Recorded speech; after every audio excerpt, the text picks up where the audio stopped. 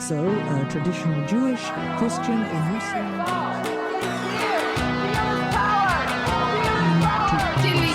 Atheist and agnostic, as well as many types of religion. Time to get back into the Irish. Have we ever been? Oh, I was like, have we ever been into the Irish? We did Celtic religion. We sure did. Fair. So it's time for another episode of The Holy Watermelon Watermelon Podcast. What the heck are we talking about today, if not potatoes or Oregon? The green and orange. Oh, no. Very controversial topic. Right? Still.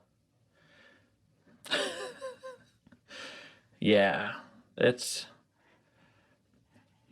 Ireland is a country that's had a really hard time for so long. And it's, relatively speaking, in a pretty good point in its history right now. It is. Yeah. Yeah. I mean, there are many examples of countries that have been divided by religion. I'd say probably most famously is Israel and Palestine. Yeah. And this is one conflict that most people aren't even aware of, is still to some extent happening today. Like you said, it's better than it's always been. But there is a religious, we'll get into that, conflict in Ireland and Northern Ireland against the Catholics and the Protestants. Between the Catholics and the Protestants. Thank you. Between the Catholics and the Protestants. Yeah, it's... Catholics against Protestants. Yes. There. And Protestants against Catholics. There's an awful lot of violence coming from both sides. And it's super easy to say, obviously, this is a religious conflict because one half is Catholic and the adversaries are Protestants. But we'll get into the details. It's not that simple. Well, absolutely not. And it's morphed over the centuries that it's happened. And I think it's a good conflict to look at and extrapolate information to other conflicts around the world to really see if it is a religious conflict or not. This one's always blown my mind because they're both Christian. Well, and they're not like just Christian. We're looking at Catholics versus the Protestants, which are mostly Anglicans. There's a few other groups thrown in there too, but mostly Anglicans. The Church of England, or the Anglican Church of Ireland, I guess would be more accurate. And like the Anglican Church is basically Catholic light. If you look back in history, they're like... As far as Protestantism goes, yeah, it's a pretty... Yeah. Let's say traditional, that's probably not the best word. Traditional Protestantism. It's only a couple of steps away from the good old imperial religious tradition of Christianity, because it's just like the king wanted to start his own thing, but didn't come up with a whole bunch of new stuff. It's just like, I want to be able to divorce my wife. And other than that, I like Catholic doctrine. And things did slowly evolve a little bit. They're not exactly Catholic light anymore, but it's not a big step. Oh, the sing-songy voice is really so why don't we run through what the differences are between Catholicism and Protestantism? Jesus. That's not a difference. So Catholicism isn't one monolithic thing. You've got a handful of subsets. You've got the Roman Catholic tradition, which actually over the course of history isn't strictly Roman either. There was a time where it was almost dead everywhere, except for a couple of little places, one of them being the British Isles, which I thought was an interesting thing to learn. But you've also got Ukrainian Catholic and those groups that you would expect to be Orthodox, with Catholic Orthodox split about 1,000 years ago. But they aren't Orthodox, they're Catholic. They're part of the Catholic communion. Kind of funky. Protestantism, a lot more broad. It's basically anybody who said, this Catholic thing isn't quite where we want to be.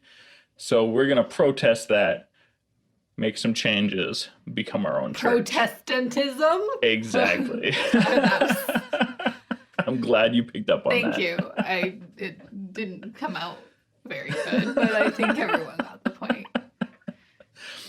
Yeah, and of course you've got a really good bush of what Protestantism is. You've got Episcopalian, where the idea is that there's a bishop at the head of the church, versus Presbyterian, where you've got a council of elders as the head of the church.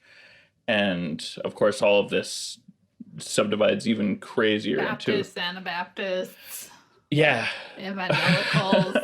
Those all fall under the Protestant. Yeah, there's very few churches that can't be classified as Protestant, or a lot of, I'm going to say, the imperial tradition Christians, where you can safely lump together the Catholic and the Orthodox, who are so different in a lot of ways too, that they definitely deserve their separate labels, even though neither of them really deserves the exact label they have taken upon themselves. That's a different episode from the sounds of it. But so, I mean, Protestantism started with the Reformation and Martin Luther. Pretty much. Who was a German guy who didn't like what the church was doing. As Preston mentioned, we have this little bush. It's a big bush. Yeah, it's a large, diverse bush. Hundreds of denominations. But the biggest difference is, especially at the time of the Reformation, was getting English or local language Bibles and services. The Catholic Church at the time only had Latin. Well, the Catholic Church was killing people to prevent the publication of the Bible in any language to the common masses. Oh, yeah, they did that and for years. Especially in any language other than Latin. Yeah, my religious studies professor said that it got so bad that, like, priests didn't even know Latin. They just, like, stand up there and be like, fettuccine, bikini, mascarpone, and nobody knew, including the priest. Because, and that's embarrassing. And I mean, it's a good argument for Reformation. If no one knows what you're saying, no one's reaping any benefit from it. Right? Which is why the Second Vatican Council, only like 60 years ago, helped introduce a little bit more of the common tongue, everyday language of the people. That was a good move. Yes, it was, because everyone was falling asleep or going next door to the Anglican Church. Yeah, it's funny because when I would tell people what I was studying in school, and you need a language credit to get your Bachelor of Arts, it's like, you're studying Latin? No, totally without any value in my field of study. Because I was basically a biblical studies was part of my thing. It was also my profession before school. So Greek was useful. Hebrew was useful. I studied those in university. Latin. Garbage. No use for Filed it. under G. Yeah. Even, that tells you a little bit about how I connected to the ritual tradition of the Catholic Church. One visit. At least using Latin anyway. A couple other big differences are clergymen in Catholicism have, I guess, more authority. They are believed to have God's authority over parishioners or congregants. And you have to be a man and you have to be celibate in Catholicism. Yeah, mostly. There's exceptions to that too. The Ukrainian Catholic Church is actually very comfortable with having their priests be married. And some other places, if you're previously married before you get ordained, or if you've been an Anglican minister, for example, can become a Catholic priest and remain married. It's funky. It's weird. Very few exceptions to the rule. Yeah, but there are exceptions. Yes, and then there's that documentary where they show a bunch of priests having gay sex. That sounds a lot more like a porno, not a documentary. Well, maybe we'll do a movie night. No, it was It was, I forget what it was called, Inside the Vatican or the Vatican Scandals, and like a reporter like went clubbing with a bunch of priests, and then he went home with one of the priests. And Lucky him, I guess. Yeah, lucky him. Good for him.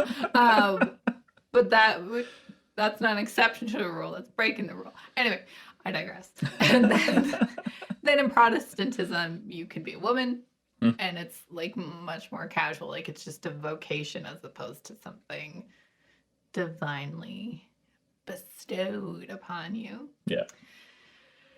And then we've talked about lots in the past Catholics venerating saints or things related to saints. Relics. Like, oh man, we had some fun talking about relics a couple weeks ago. Yeah.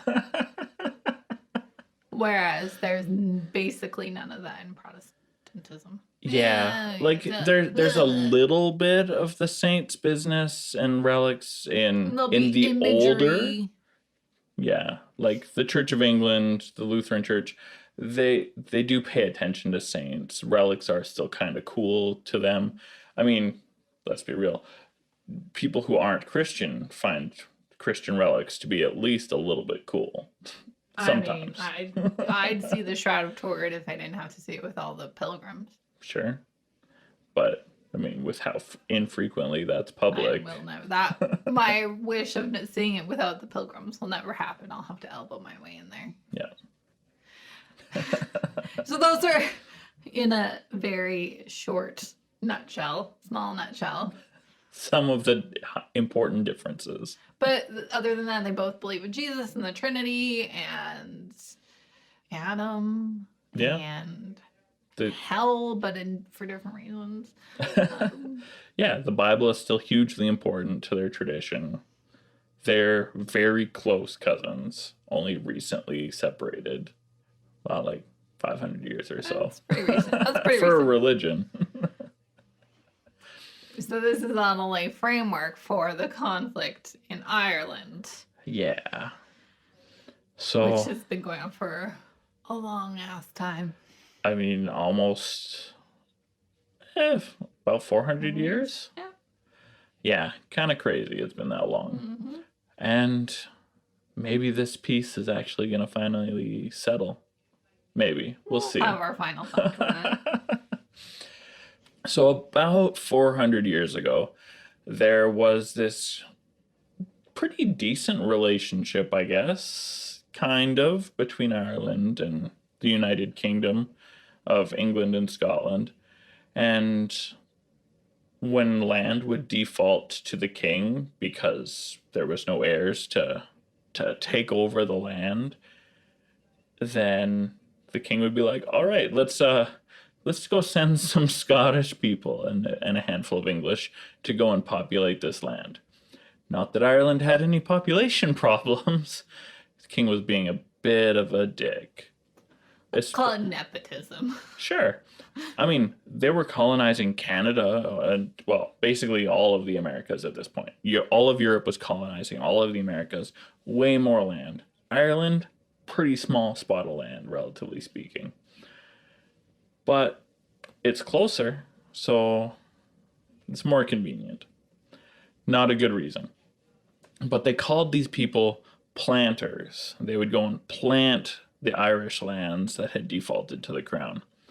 And naturally, the native Irish folk didn't really like this passive-aggressive colonization, is what it was.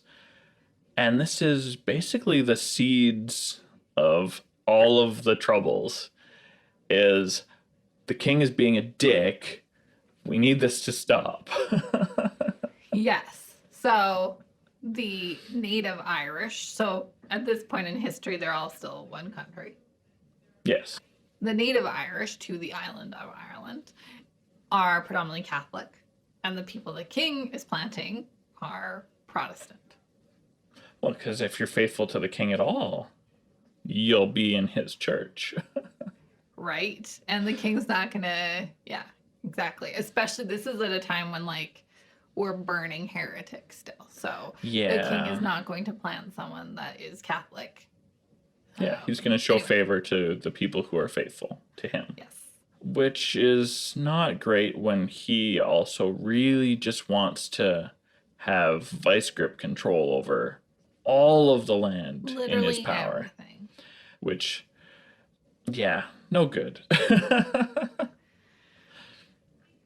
If only they knew what this would cause. Right? It's ridiculous. So starting in the mid-1600s, the Catholic Irish decided to fight against their new neighbors and their Protestant king, but the Protestants won a lot. Every single war. Every time the Protestants won. Because they had the British Empire backing them up instead of just the local Irish fighters. And some sheep. I can say that as an Irish. Sheep aren't great fighters. No, There's a reason they fill the role they do in our society. That's what I'm saying, Preston. Yeah. And as with any war, the crown would penalize anybody who didn't conform to the Anglican Church of Ireland afterwards. Yeah, they had some pretty terrible laws put in place. And even though the laws ended up being worded as, we will penalize the Catholics, the reason for that, as I've gone and studied into this, is because you can't just say, oh, Irish nationalists can't do this and that, because you can't legally define that in the time. It doesn't work. But it's so much easier to go, oh, you're on this list of people who belong to this parish? All right, now you can't own land anymore. Yeah. Which really sucks. Yes, this is the start of a whole bunch of sectarianism. Yeah. Non-Anglicans, so not just Catholics, but basically anybody who didn't have an Anglican baptismal certificate was forbidden from sending their children abroad for school, which would have been really nice. Say, oh, yeah, our family is being oppressed because of what we believe. We believe in Irish nationalism, that we want to be our own people, and we happen to be Catholic.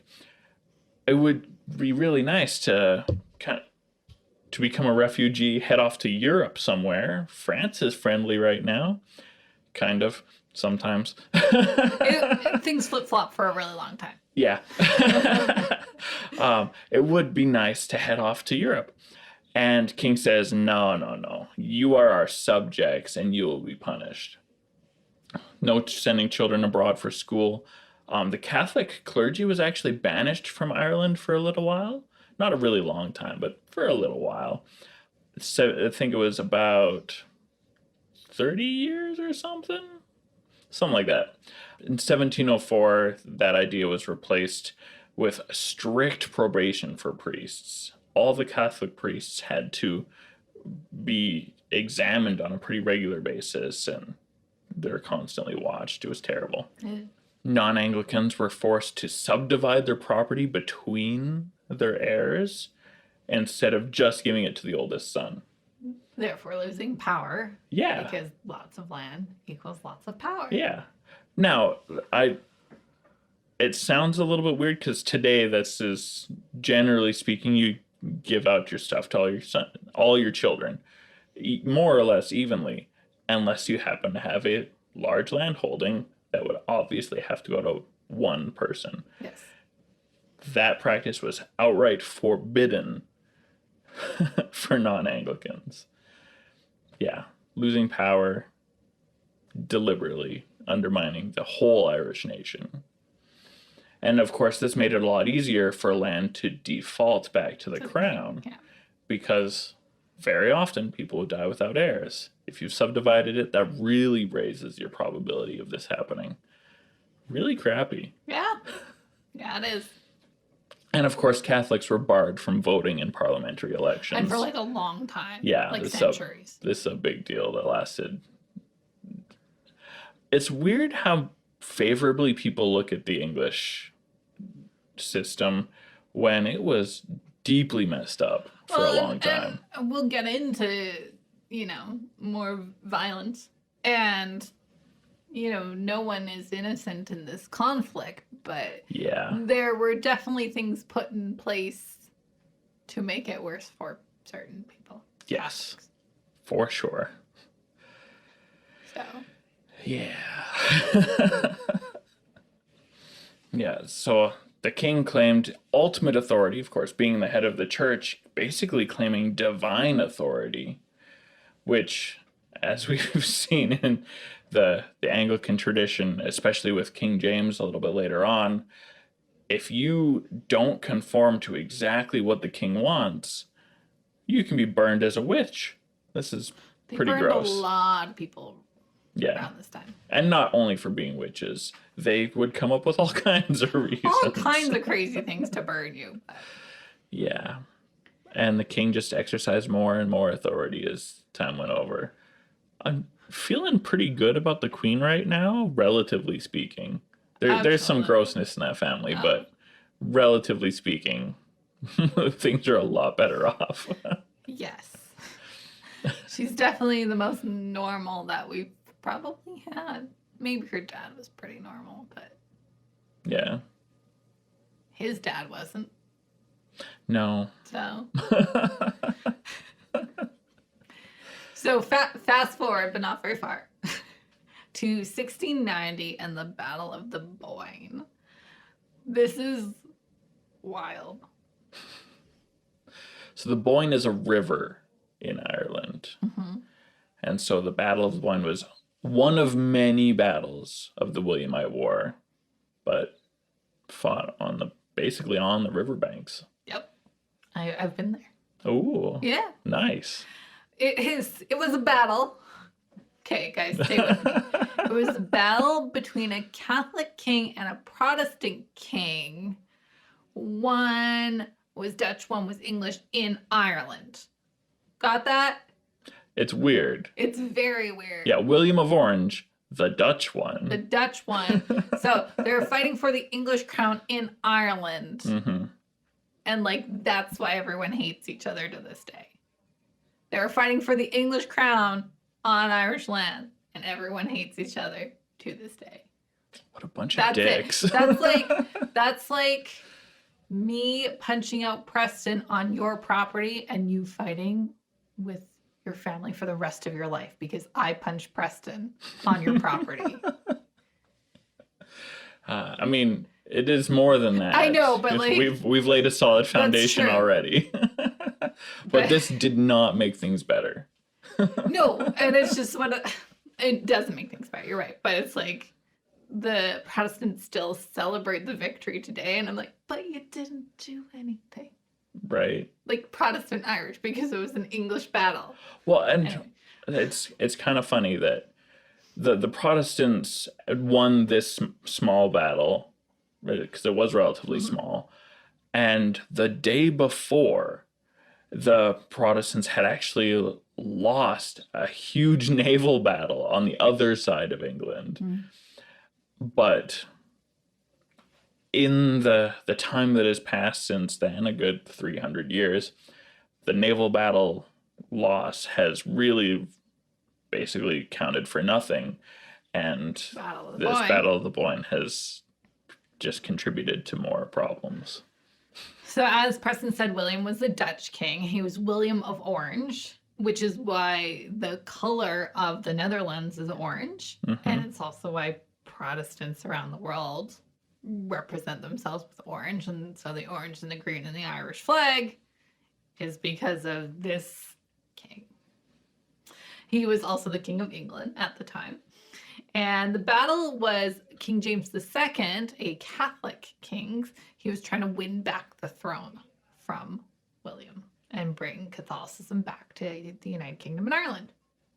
Yeah, it's so weird to see people fighting over the throne because for so long in our history, recently speaking, there hasn't been fights for the crown because honestly, there's pretty limited power in the crown anyway.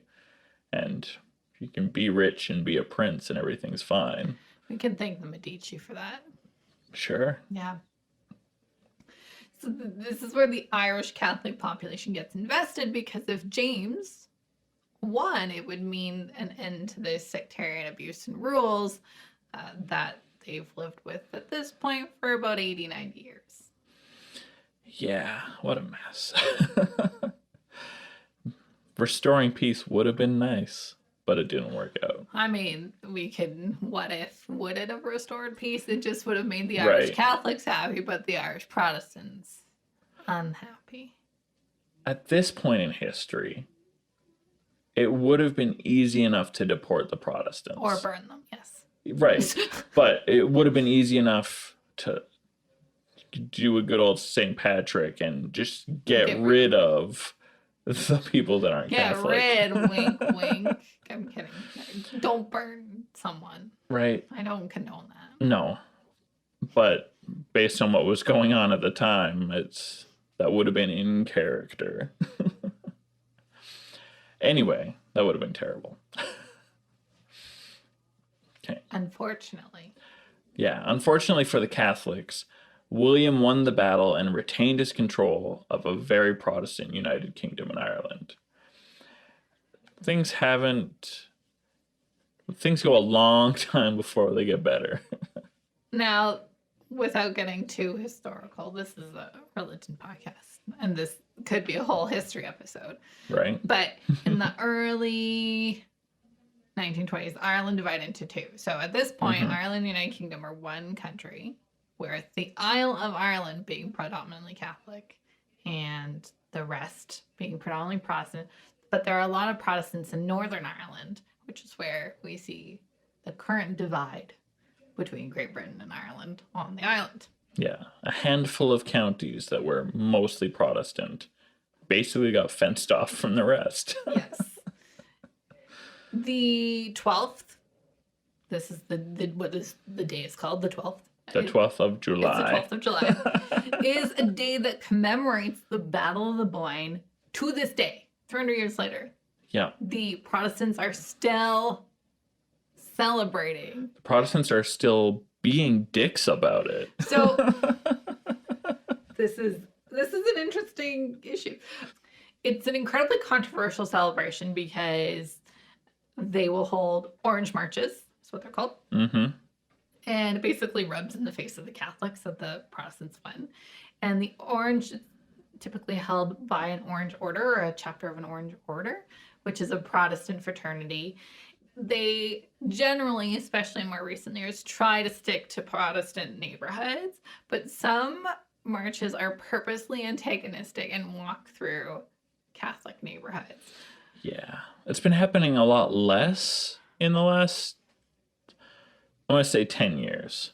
Realistically, it should have been happening a lot less 20 years ago when the Troubles officially, legally speaking, ended. But mostly the last 10 years have been nicer. So in 2013, I was in Northern Ireland. Mm-hmm. I left like 2 days before July 12th. It was the craziest thing I have ever seen in my life. Yeah. It was the craziest thing I have ever seen in my life. And why is that? So I got off a train in Belfast as a Canadian, I don't know, disclaimer, as a Canadian atheist. Like, I wasn't concerned. I can see why if you were a Catholic Irish person you would be. But I ended up in a Protestant neighborhood and they had painted the sidewalks, like the curb. Mm-hmm. So you know how sidewalks have the lines in them for expansion and contraction. So every chunk was painted red, white, or blue. They went all down the curbs. And then there were Union Jacks between all the houses and Union Jacks on all the doors. It was like you knew immediately where you were. And then I'll post a picture in the Discord. I only saw a small one, but they also light massive bonfires. And I have a picture of myself by one. And they're pallets.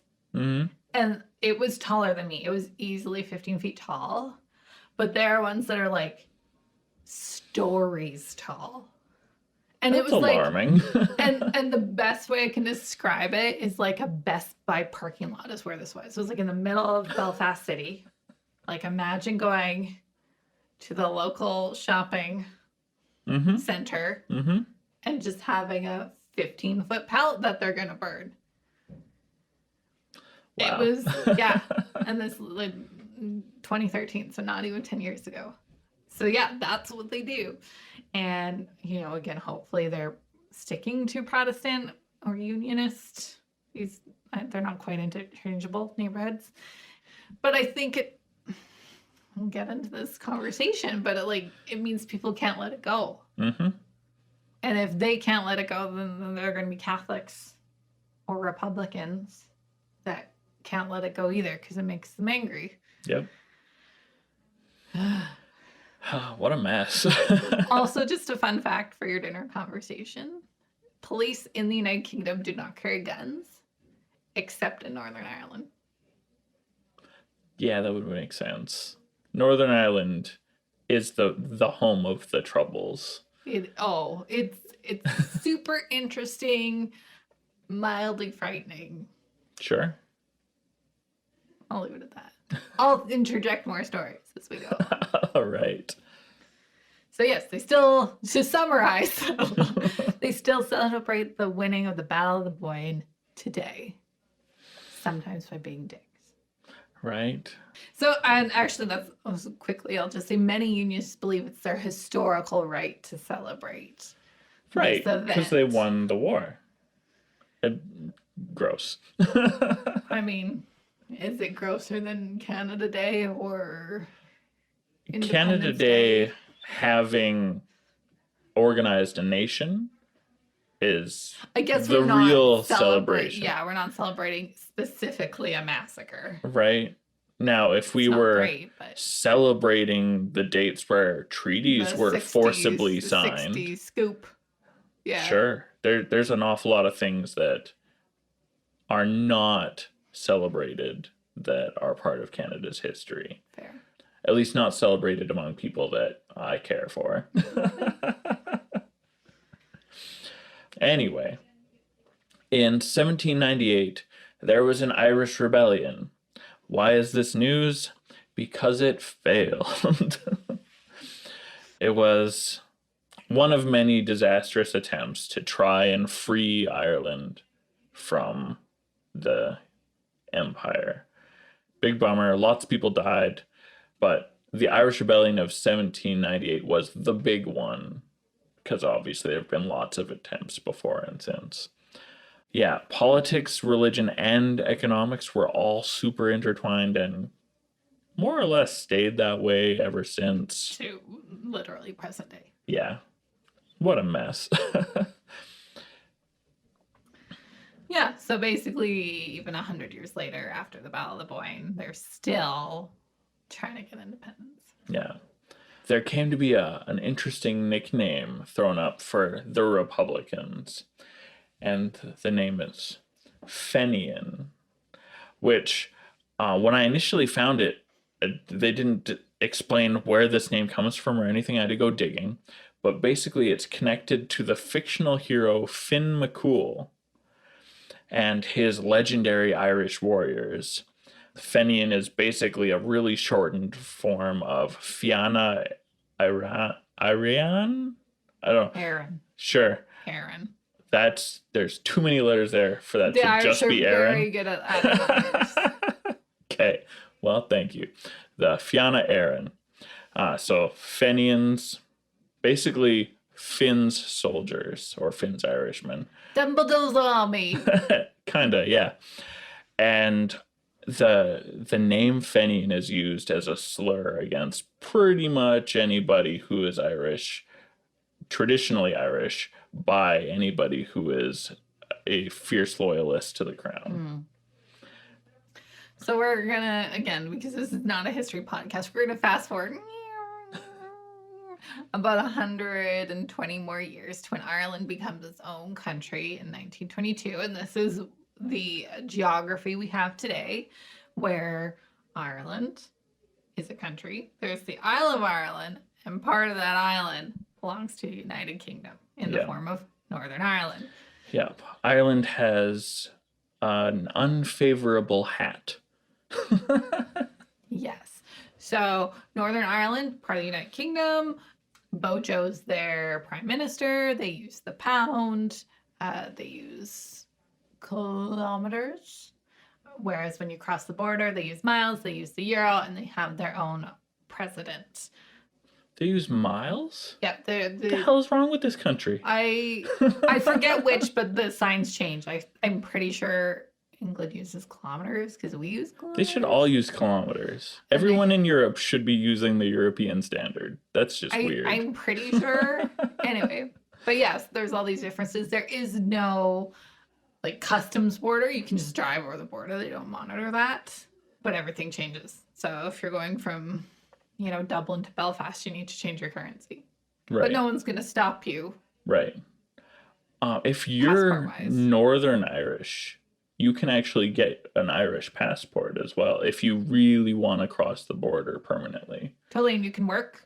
They have commuter trains between Belfast and Dublin, so you can live in Dublin and work in Belfast or vice versa. You can work in an entirely different country.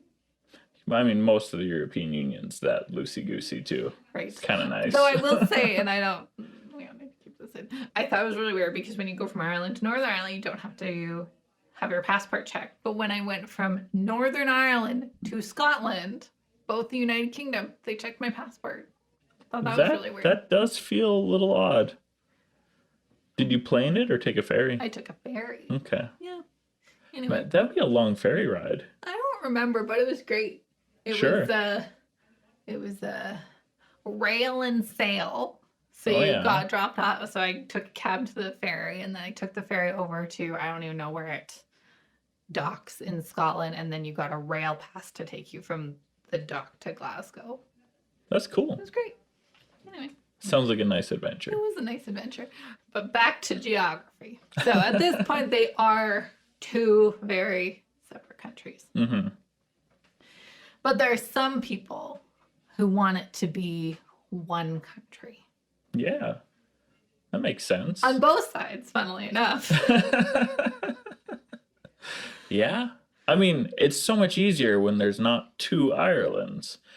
Problem is, there's a lot of strong feelings on which way it should go. Enter the IRA. Not the Internal Revenue Agency, but the Irish Republican Army. And it basically what it sounds like. It was a paramilitary group, is a paramilitary group that wanted to unite the Isle of Ireland to the Republic, which would be, air quotes, predominantly Catholic. But now we're entering the 1960s and things get way more complicated. Yeah. Over the course of the 40 years between the foundation of an independent Republic of Ireland and the really terrible time when the Troubles really pick up, the IRA actually splits up into a few different groups. And digging into this was tricky. It's way more complicated than even Wikipedia is really on top of. But it does a really good job of summarizing more or less the big groups, the big players. So that's kind of cool.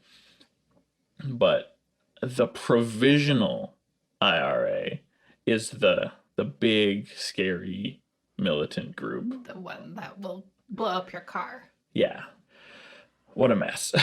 Yes, and then there's also Sinn Féin, which is the political arm. Sure. And still exists today. And they, again, they have the same goal, but they do it through, parliament and voting instead of car bombs. And it's pretty easy to pick a favorite. Yeah, but generally, there's one goal. Unite all of Ireland in, at least for the IRA, a socialist republic. It's all right. So far, it's easy enough to be on board, at least to accept the idea. Yeah, at this point, there's still, a lot of have and have-nots between Catholic and Protestants or Catholic and Protestant neighborhoods. There's, until Sinn Féin shows up, there's no representation in Parliament for Ireland. There's still a lot of problems, and it escalates to violence. Fun fact, not so fun fact, the RA participate a lot in guerrilla warfare. Like you said, car bombs were a popular thing. The Taliban learned a lot from the IRA. Yeah. Honestly, the CIA, the real CIA that you're aware of in the United States, and this IRA the two biggest influences on the Taliban. Yeah. It's kind of gross. Yeah. Luckily, the IRA did actually officially disband in 2005 after a ceasefire of like 8 years. That would be the Good Friday Agreement, I believe. Mm-hmm. That you're referring to. Yeah. Did you know that Brexit actually breaks the Good Friday Agreement? They're quite concerned about the ramifications. There's so much that I don't know about Brexit. All I know is it has been terribly mismanaged in a lot of ways for a lot of reasons. But yeah, it breaks the Good Friday Agreement, which is the ceasefire, essentially, with the IRA and everyone else. Well, that's exciting. A key figure of the IRA, and this is in the late 70s, early 80s, was Bobby Sands. Yeah. I didn't know his real name. His Irish name is Roybeard O'Shaughnessy. No, Bobby Sands. And like, it's not like he came up with this new name, Bobby Sands. His parents were Sands as well. They just, apparently there was a need to have a very different English name. Yeah, but yeah, Roybeard O'Shaughnessy. Nice. So he was a member of the Provisional IRA, and he was connected to a bombing of a furniture company in Dunmurry in 1976, and he was arrested after a gunfight with police. I mean, it makes sense. What's weird to me is that the charge that he was arrested for was just having a gun. Yeah, they did a lot of that too. So he was sent to Maze Prison, also called H Block, with a whole bunch of other IRA members, and everything from like silly, I won't say possession of firearms, silly, but minor, to murder. IRA members. And he and a bunch of other people went on a hunger strike. And he eventually died of hunger after 66 days. But you're missing the best part of, during this hunger strike, he was a member of parliament. Oh yeah, I forgot about that. Yes, he was elected to parliament while he was in prison. Yeah. And then he went on hunger strike. Yeah. Margaret Thatcher was not a fan, but I mean, they both did their job, and Margaret Thatcher pulled no punches when it was time to celebrate his death. And the interesting thing about this martyrdom and causes, this all becomes very interesting. So Bobby Sands died. Again, he was in jail. He has blown up things. So arguably not a good person. I mean, again, there were other hunger strikers who died who had committed murder. The day Bobby Sands died, not that I want to dox us, but he was on the front page of our local newspaper here in Canada. He made front pages worldwide, and most people were like, what the fuck? How could you let him die, you monsters? Force feeding somebody doesn't count as not torture. So there's that. I mean, they could have given... So he was on hunger strike because he did have demands that he wanted met, and they were not met, so he died. You're choosing not to eat. Like, it's like a child throwing a fit, except for a really good reason. Fair. It's frustrating and it sucks. So this led to IRA recruitment going up. Yeah. I went looking into his story a little bit more. Like, that's the really cool part of his story, action-wise, if you want to make a movie. But there's some parts of his story that are actually, they make sense on why he would be doing what he's doing. He went to go get a job down south, and I think it was train cars? I'm going from memory now. Building things. He wanted to have a real job, make something good of himself. And he showed up for work regularly for a while. And then one day, all the guys are like, we don't want none of you stinking Fenians around here. If you come back, we'll kill you. So all of a sudden, these unionists become the villain in his life. A couple years later, they attack his parents in their home.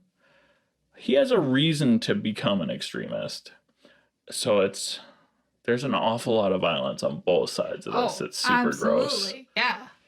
I was talking to an Irish friend, and he said that, I mean, I don't think there was any love lost for Margaret Thatcher, but one of the problems is while Bobby Sands was dying in prison, again by choice, as the person says, Margaret Thatcher's son went missing, and it was like, anything they could do to find him. And, he was like, but then she let 13 people's sons die in prison. Yeah. Yeah, it sucks. It's hard and it's complicated, and yeah. But Bobby Sands got a lot of sympathy for the Republican cause worldwide. Yeah. Very bad luck for the British government. Yeah. So a little bit before that was this idea that was launched. It was Operation Banner.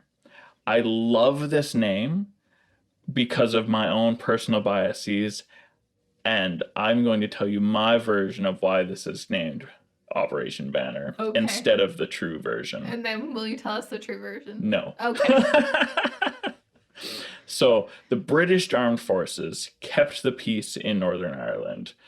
Kept the peace in air quotes, because they were incredibly violent at the slightest provocation.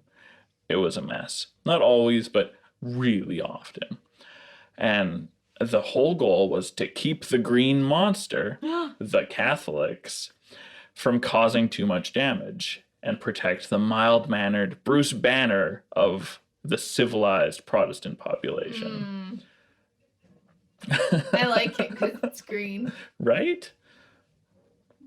Yeah. So Operation Banner was destroy the Green Hulk, protect Bruce Banner. So that's not where the name comes from. I actually couldn't find where the name comes from. If I had to guess, it would be let's fly the banner of the Union. I like Bruce Banner better. Right? One of the events that happened, speaking of keeping the peace, during Operation Banner was Bloody Sunday. Yeah. So Ireland has more than one Bloody Sunday. There's 3 of them within 100 years. And they're all connected to the same conflict. This one is the most recent? Yes. Yeah. It's terrible. It happened on January 30th, 1972, on a Sunday, in Derry and Londonderry, Northern Ireland. Is it known by both names? It's okay. I'll have a digression. So Derry is the Catholic name, and Londonderry is the Protestant name. So that makes sense. Most people call it Derry Londonderry to not stir any shit up. You'll know immediately if someone's Catholic or Protestant based off of what they call it. Sure. They also call it, so we call this punctuation a slash in North America. They call it a stroke. So a lot of people call it Stroke City too. Okay. Instead of Derry Londonderry.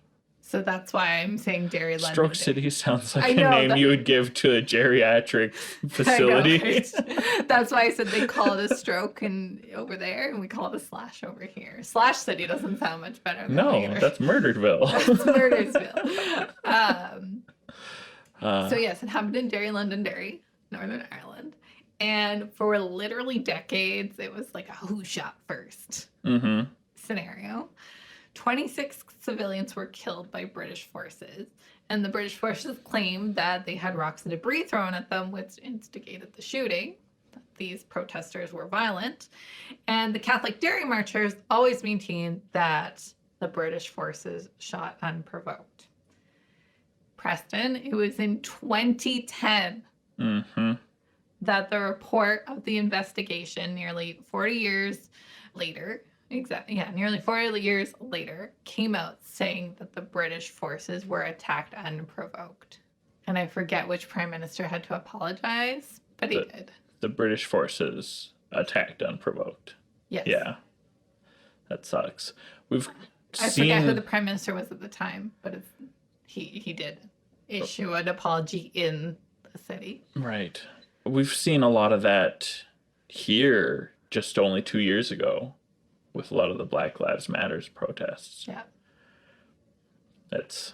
We see an awful lot of people get real gun happy when given the opportunity. And this is where, like, you know, we talk about the Battle of Boyne 300 years ago. This is all still very just under the surface, especially if you're from Derry or Belfast. Well, if you live there, you're going to be constantly reminded of it. So I did a tour in Derry. It's called a bogside tour. This is where the bogside is a neighborhood where a lot of the conflict happened. And my tour guide was a son of someone who was killed on Bloody Sunday. Dang. So, like, it's still... You think he likes the British and the Unionists? The wounds are too fresh. Right? He grew up without a father. Like, we go, this is, you know, when I go, it's 300 years ago. It's not. It's not. Yeah, that sucks.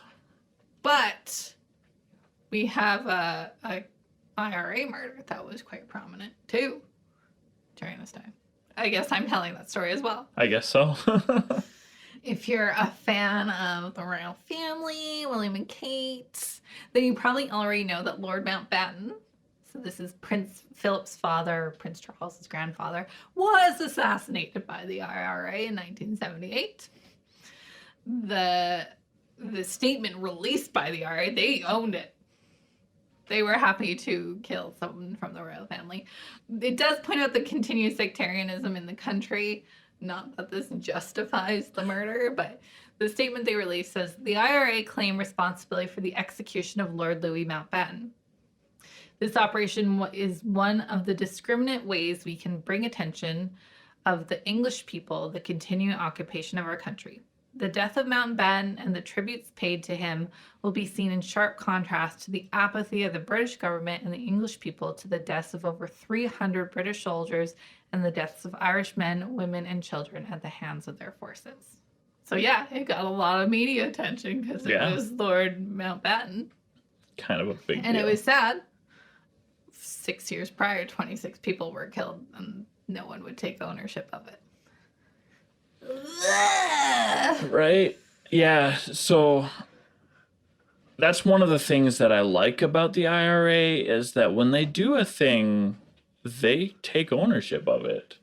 There was an attempt that I thought was kind of interesting to frame the IRA that really got my attention. Actually, my wife pointed it out to me and said, you need to include this. I've never even heard of this, and I think I'm far from an expert, but I have read quite a bit. Right. So, arguably the biggest band in the country, the Miami Show Band, was touring all over the place until 1975, when about half of the band was murdered. Oops. Yeah. They were driving back home to Dublin in their band van after a show in Banbridge in Northern Ireland.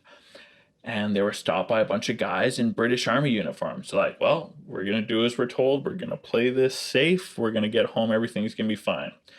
Turns out they weren't just British Army. They were part of the Ulster Loyalist Army, and they were here to do some damage. So they lined up the band on the side of the road. They had a couple of guys take a big old bomb, put it in the van, and they were going to execute the whole band. Bomb went off as they were putting it in the van instead of at the border crossing where they were planning to have it go off. And only 3 of the band members were actually killed. The other 2 managed to survive the wounds in all of this confusion.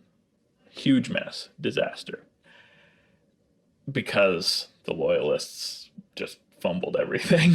They didn't have the same bombing prowess as the IRA. Right. But they really wanted it to look like an IRA attack at the border. Kind of embarrassing. Yeah. And it actually took a long time before people could really nail down what was going on here, who was in charge. Fingerprint evidence in the last 10 years have actually identified, yeah, no, the guy in charge of this was high up in the Ulster Loyalists. British. The British. Oh, wow. Yeah. Why is the word the British Armed Forces? Just a director or something like that. It was crazy. That is crazy. The fact that fingerprint evidence 30 years after the fact proved helpful is really cool. Yeah. Yeah. But yeah, the IRA, they take ownership. They say what's up. None of this sneaky nonsense. When somebody doesn't take ownership in the Troubles, expect that it was loyalists. Another fun story I was told when I was in Belfast was there was a Deutsche Bank and it was robbed, I want to say in the early 2000s, by the IRA for like I was told millions of pounds. And I used to work at a bank. I was like, you should never have millions of pounds or dollars on hand, but apparently they did. Different practices, no biggie. Yeah, and no charges were laid because the cost of the money stolen was less than the ramifications of breaking the Good Friday Agreement and pressing charges against the IRA. They were like, okay, it's cheaper to just let that money go. Well, and every bank has insurance. Yeah. So. That sucks. Right? Huh. So Northern Ireland today, new IRA is still sporadically active, with the most recent reported incident being in April of 2021, about a year ago. A bomb was discovered behind a police vehicle in Northern Ireland. There were no casualties fortunately, but it was traced back to the IRA, and that was just last year. Preston is right in that these are becoming less frequent, which is good. And the IRA activity cycles with the economy, funnily enough. When Celtic Tiger was happening, there was hardly any violence, and when the economy gets bad, it starts to bubble up again. Oh, you mean it's an economic conflict? We're going to get into that, Preston, in a second. Let me wrap up, please. The Orange Order still exists. Yeah, and we have some here in the city here. Just interrupting me. Well, it's an international organization. The Canadian arm is the Grand Orange Lodge of Canada, and it's the Imperial Orange Council in the USA. So, yes, so are they properly united, or are they distinct but friendly to each other? They all stem from the Orange Order in Ireland. Right. So, but Freemasonry is like that too, where they stem from a common home and then are separate but communicate. I feel I didn't look into it, but that would be my guess. Okay. They do march and all their regular orange things. So cool. So I don't know a lot about the Orange Order other than we're loyal Protestants. We're loyal Protestants to get old William of Orange. Mm-hmm. Now the part Preston's chomping at the bit to get to. Is this a religious conflict? Is it a socioeconomic conflict? What role does discrimination against other religions play? Does religion make it worse? Does religion make it better? It's complicated and juicy. Okay. That's a good political answer. Very good. Obviously, it's super easy to say, obviously, it's a religious deal because one side is Catholic, one side is Protestant. If it were that simple, then it could have been solved in the churches, I think. Right? See, I see what you're saying, and absolutely, like you said, with Celtic Tiger, socioeconomic, historically, Catholics were have-nots and Protestants were haves because they were gifted stuff from the king. Royal favor goes a long way. Absolutely. But if the people within the conflict see it as Catholic versus Protestant, then is it? You know what I mean? Right. If you're raised to hate Catholics or hate Protestants, depending on the side, then you might not even see the socioeconomic issues, and therefore do the socioeconomic issues matter? Unless you're an outsider trying to fix it. But if you're in it, it probably is religious conflict. So I'm going to dig into that a little bit more. Okay. When you're taught to hate somebody, you're going to be told why. When people in the South say you gotta hate anyone who's not white, there's a reason. White people are better. That's A bad reason, obviously but it is a deeply reason. flawed logic, but that's what they got. That's what they go with.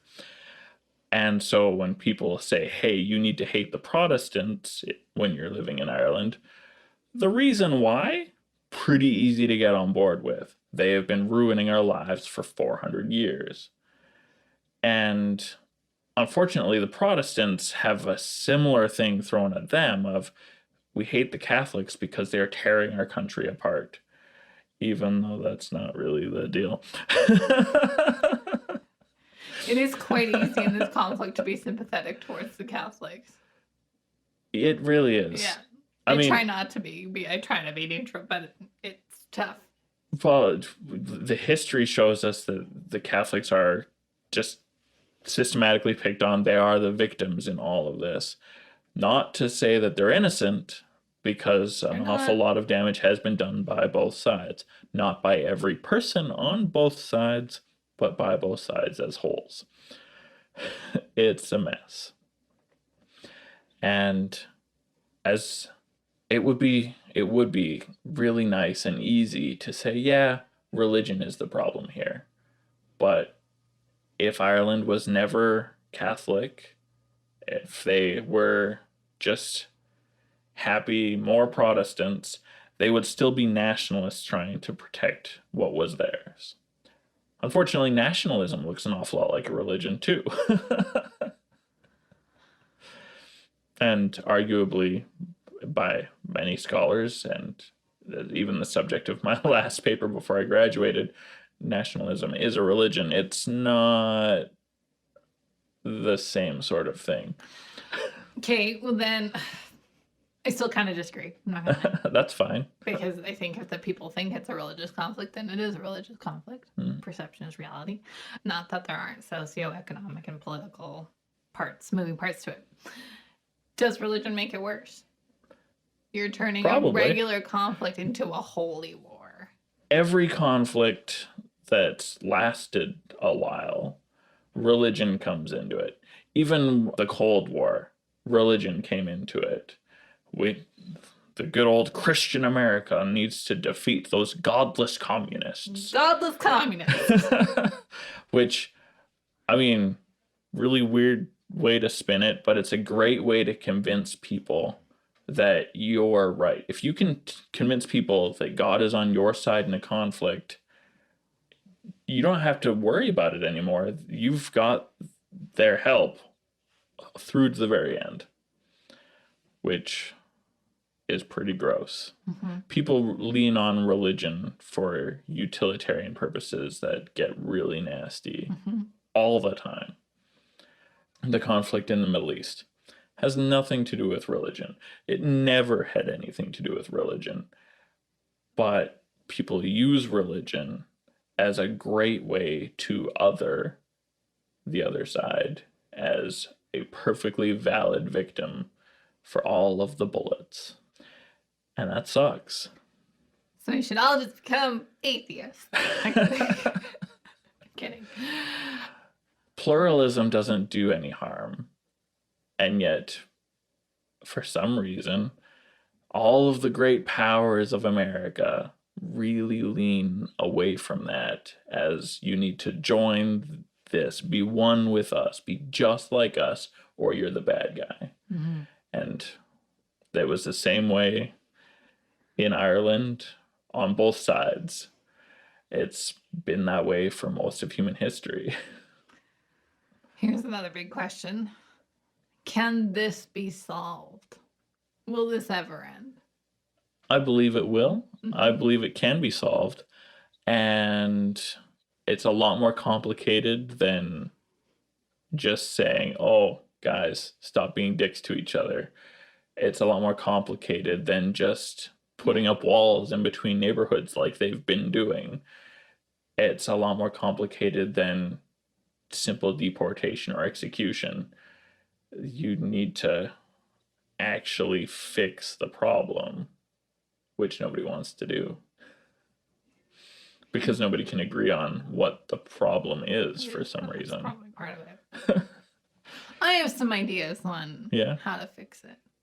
But first, I just want to say, if you do want to learn more about the Troubles, there are a lot of great books and movies on the topic. I listed some historical fiction ones here, but there are obviously scholarly nonfiction books. Belfast by Kenneth Branagh, that was just an Oscar nominee, is exactly about this. There's a movie called 71, which takes place in 1971. The Crying Game, Patriot Games, and Trinity are all great pieces of historical fiction. Historical fiction is a pretty great tool. I think it's good. You know how I'd solve this Northern Ireland problem?